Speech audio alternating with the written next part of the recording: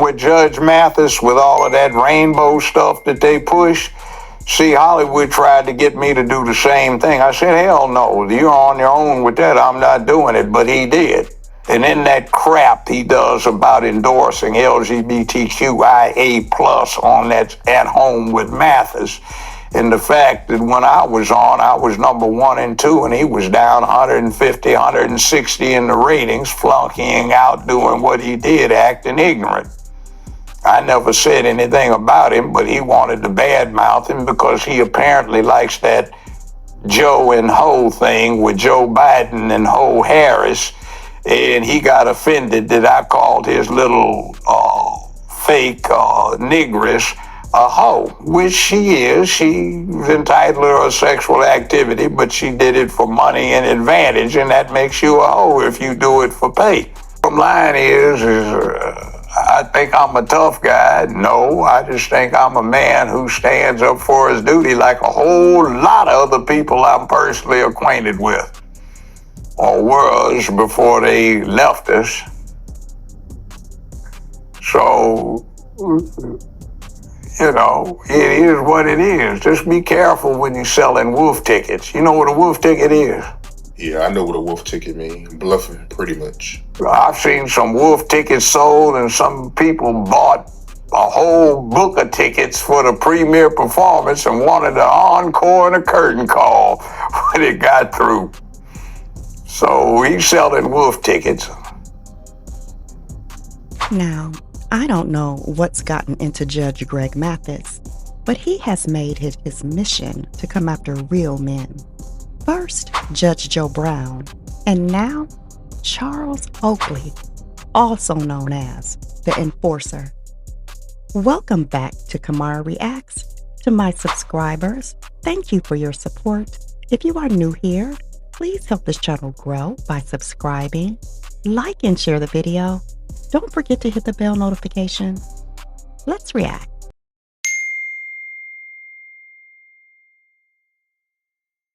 Matthysse recently took another swipe at Judge Joe Brown, tossing out those bubblegum threats like anyone's afraid of him. But what he doesn't realize is that words have weight. And when you step into the ring with men who built their reputation on discipline and respect, you'll find yourself exposed real quick. And let's be honest, Matthysse looks and acts worse than the man he tried to insult. Judge Joe Brown may have a few years behind him, but Matthysse, he looks worn down, unhinged, and childlike. He becomes a reflection of the very machine he sold out to. And then he had the nerve, the absolute nerve, to make a backhanded comment about Charles Oakley, the wrong one. Charles is all right. I like Charles. I like Charles. Well, the short story is Charles was in Detroit, and we had all gone to a concert. The OJs were there and others, Queen Latifah and others, and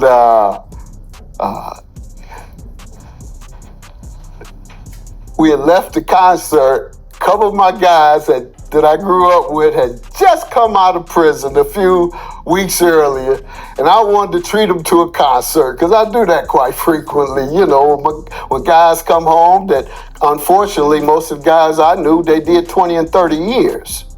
And so they were just starting to come home, particularly when Obama started resentencing. And they were so dangerous looking, they couldn't even come in. I say, y'all drive around downtown. I'm going to go out here for a minute and have a bite with my guys, with the OJs and Charles, and the mayor was there, Mayor Kilpatrick, etc., Queen Latifah. And so me and Charles had some words, and I think he might have been drinking. He likes to drink every now and then. I'll have a drink every now and then, but from what I'm told, he might take it a little far.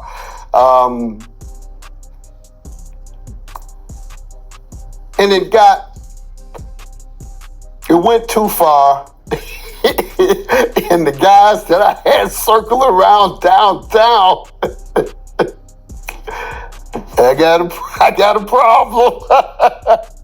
So they rushed in. Everybody was split up, and Charles drove back to Cleveland that night, 1 a.m. in the snow.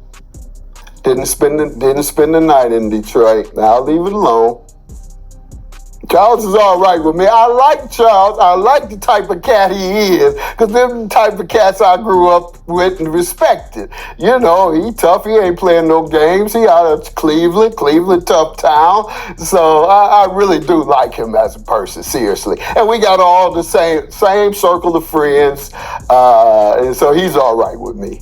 I know he said some stuff in his book, or I think on an interview or two. That rolled off my shoulder because I like him. Yeah, I was reading about it earlier. They say during y'all argument, you told him that his girl left him for Queen Latifah, and that's when he got really mad. Come on, man.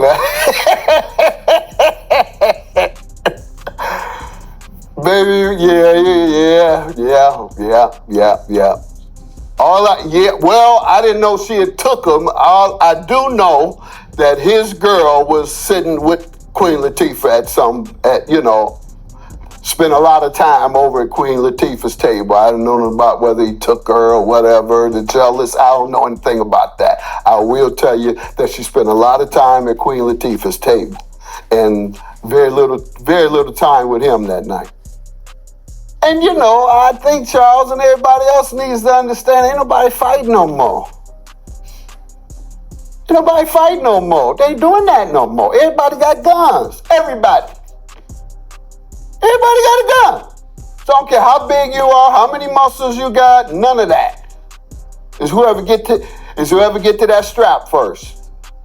That's what matters. By the way, that stuff they said about me coming out, pulling the gun out on them folks in LA on my porch, don't believe the hype. TMZ likes to put stuff on me. I don't know.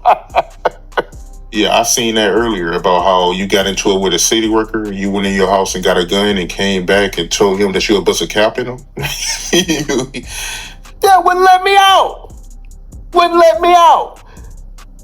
Talking about until I move another car. And I was running late to speak at her funeral. My good friend, First Lady of BMF, Tonisha Welch, her son had died. I was going to speak at the funeral, ended up being late. So yeah, it turned like that. But I just told him I feel, because I had my in-laws there who lived with us, 80s. My wife was still there, and there were 7 of them heckling me. But I don't want to talk about it. But the fact is, I gave him the warning, and that felt threatened, felt in fear of harm. Well, what happened. They filed a police report, and the police said he did exactly what he was supposed to do.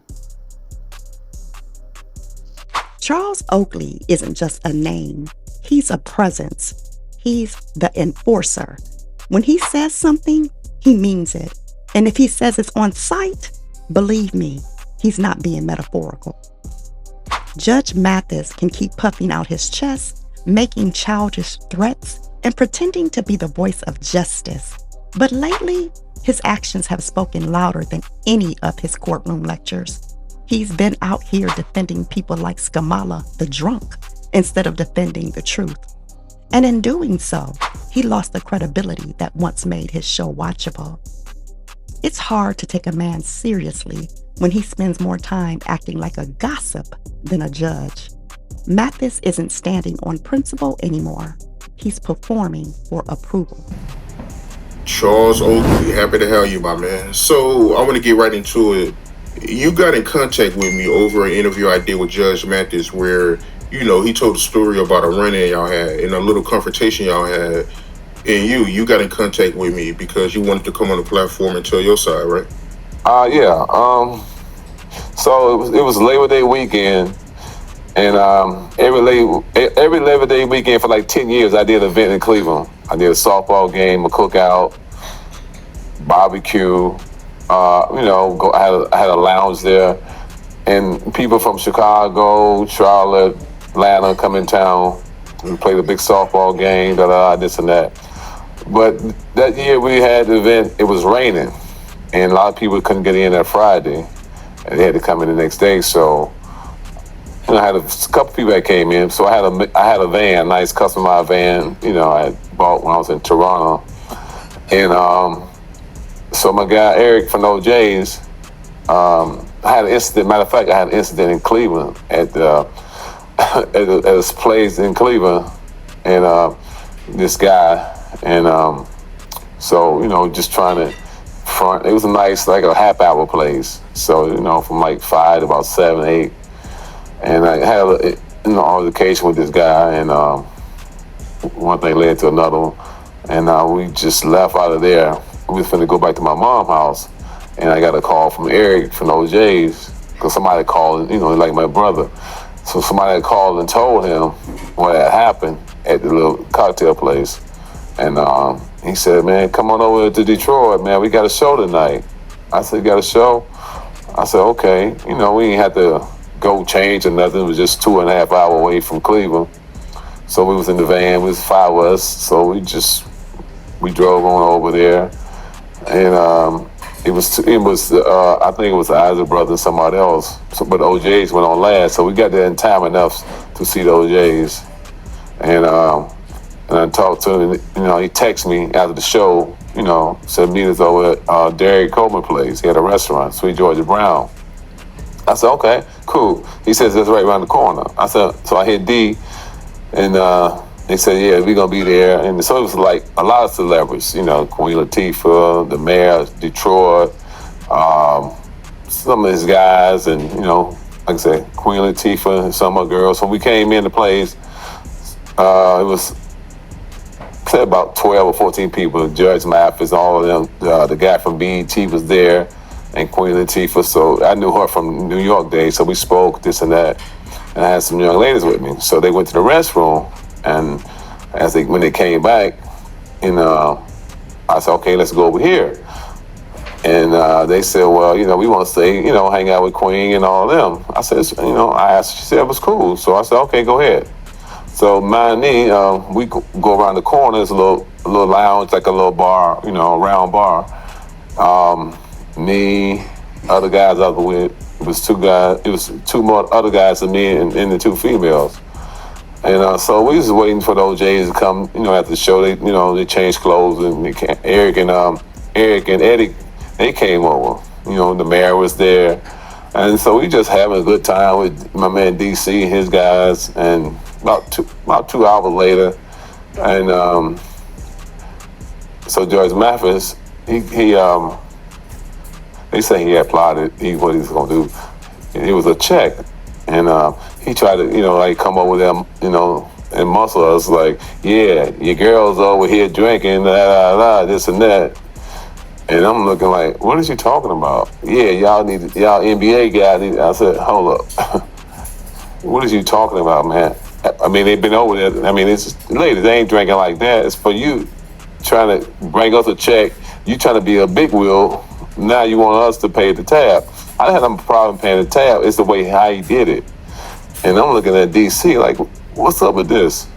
Let it go. I said, no. He being disrespectful, coming over here about someone came with me and tried to bring a check to me. I wouldn't mind paying for it, but it's the way he did it. And he was, so I said, yeah, y'all over here, this and that. I'm like, man, for number one, you out of order. Just come over here and say, hey, you go check. And don't be talking and saying all this and that, because I ain't the one. And he just kept talking, this and that. And I said, no, man. I said, you better get from over here before something really happened. And he said, yeah, well, whatever gonna happen, this and that. And I said, you keep talking. He kept talking, so I stepped toward him. Eddie LeVert grabbed me, like, oh, don't do this, man. Oh, I said, man, he's wrong for coming over here. And he's like, yeah, I know he's wrong. And I'm like, DC, you my guy. You let this man do this? D kept saying, oh. So I had to, tell D, like, man, he disrespected me, and you disrespect me not checking him. So I checked him and D, but he was like, yeah, I'm gonna call my guys on you. I'm like, call them. we right here. So I had another guy with me, right? I gave him the keys to my van. We had a big van, you know. I said, pull around, you know, turn the engine off, turn the radio off, hit the defrost, hit the brakes, because I had a spot in there. Then when you do that, it'll come open, like a remote control. So I said, if you see something crazy that go on, you know what to do. And we waited, you know, it got out of hand. Everybody was like, oh, this and that. And we was trying like, no, he been disrespectful, you know, this and that. So he said, I'm gonna call my guys. And I said, call them. And, but I heard something he said, he just had 2 guys came home, one did 20, 30 years. I said, okay, whatever, ain't got nothing to do with me. I know guys that did 40, 50 years. But he just trying to be cool and trying to, you know, this is my city. I don't care whose city it is. I wasn't disrespecting you, but you disrespect me. I don't care whose city it is. I ain't gonna let you disrespect me. So one thing led to another, and I had to, you know, I told the girls to get to the truck, and they kept talking. I was like, get y'all ass out of here. And they got mad at me because I said, you know, like, you can't do nothing. It's a man conversation. That's why I told my guys, bring the van around front and just whatever. So it just kept going back and forth. And Eddie, like, man, don't, you know, I said, Eddie, he's a straight lane. He's a straight little punk. And so as we leave, after about an hour, we wait outside on the way back to Cleveland.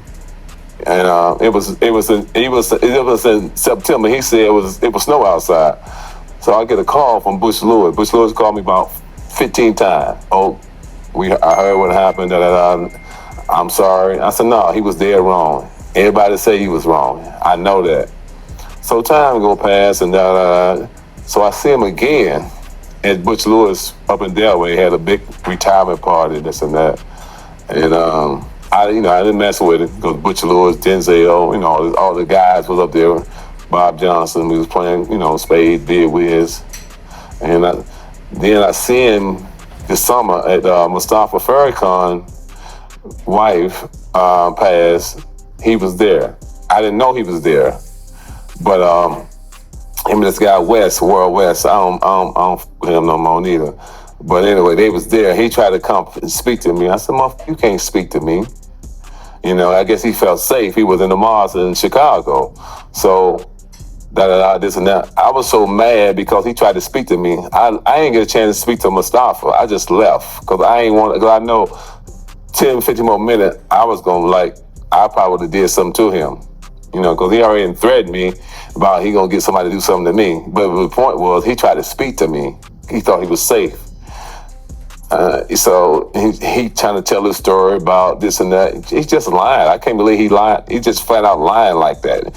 And some of the guys, like Eric from OJ's, I talked to Eddie and some other people, like, you know, it's people from Detroit, like, we can't believe he's saying this. He had guys riding around, this and that. I said, he trying to get some, I guess, trying to get some clicks or flicks or whatever they call it. But it's just so disrespectful because I'm going to see him again. I'm going to make him run a 40 fast than Deion Sanders when I see him. So the reason why y'all got into it was because he wanted you to pay everybody tab that came with you. You know, it wasn't nothing. We could have paid it just the way. It's like if Derek come to Cleveland, we out kicking it. You know, I'm from Cleveland, so this and that. He can't pay for nothing when he with me if he in Cleveland. You know what I'm saying? So like I said, we played against one another. We had a couple incidents in New York. I came to his rescue because he was my man. And I felt safe anyway. You know, wherever I go, I feel safe because I carry myself the right way. But when Judge kind of come over there and, muscle us, to pay a check, I felt, oh man, this ain't gonna work. And I've seen this little punk ass a couple of times, but he know what it is. Like I said, if he see me again, he gonna be running like Deion Sanders. He gonna hear this. Like people already like, why is he lying about it though? That's the thing is, you're a judge. I guess that Judge Brown we talking about, I'm starting to believe Judge Brown because he do some little sneaky stuff. And, last guy to do sneaky stuff like that was probably Isaiah Thomas. And so he played in Detroit, so from Chicago, but he's sneaky like that. So Judge is real sneaky. So they should have dinner together because it's two sneaky guys trying to come up with some kind of sneaky things to do. Now, he better, I ain't threatening him or nothing, but hey, like I said, my brother always told me, when you do a lot of talking, you gotta be able to do some fighting. And that's what he said too. We don't fight no more, okay? But he's just a lame, man. I can't believe, like you said, older people supposed to teach you. That's what's going wrong with the young kids now. Ain't no more structure. The older people acting, want to be like the young kids. So for him to be a judge, he really, what he said, the word for that, I don't know. He really went out the wrong door. I'll tell you that. Gotta ask you, what would it take for both of y'all to come to a common ground and squash y'all issues? Oh, can't never squash this. He talking. That's why they got the radio to listen to the music. He talking on the radio. He talking more than the PA. This is something he shouldn't be talking about. He's like he trying to go back 10 years or so in his life, and it's just foul for doing that. And he should have known it was gonna get back to me. So that's disrespect, and he wrong. And every time he see me, he trying to beg, the fifth or whatever. Oh man, tell somebody this and that. But you don't go around lying like that. And especially, like I said, you've been a judge too, and professional people that see what happened. So. So now, as Oakley calls him out and Judge Joe Brown sits back in peace, we can all see the pattern. Mathis isn't the voice of reason. He's the echo of a system that lost its integrity. And if history tells us anything, when Oakley says it's on site, it's on site. So Judge Joe Brown, sir, sit back, relax, and enjoy the show. Thank you for watching. Like, share, and subscribe. And I'll see you on the next one.